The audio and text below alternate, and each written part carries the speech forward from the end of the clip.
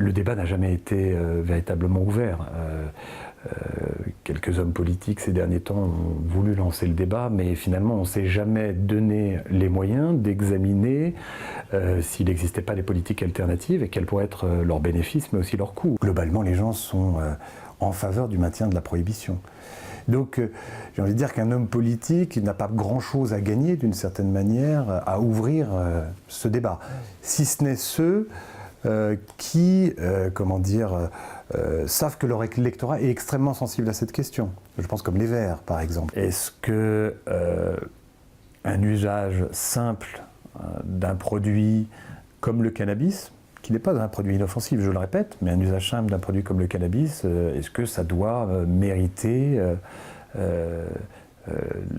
des peines privatives de liberté? Moi, c'est une question que je ne me pose plus, hein, parce que, en tout cas, personnellement, j'y ai répondu, je pense que ce n'est plus possible que cette possibilité d'emprisonnement soit prévue pour l'usage simple.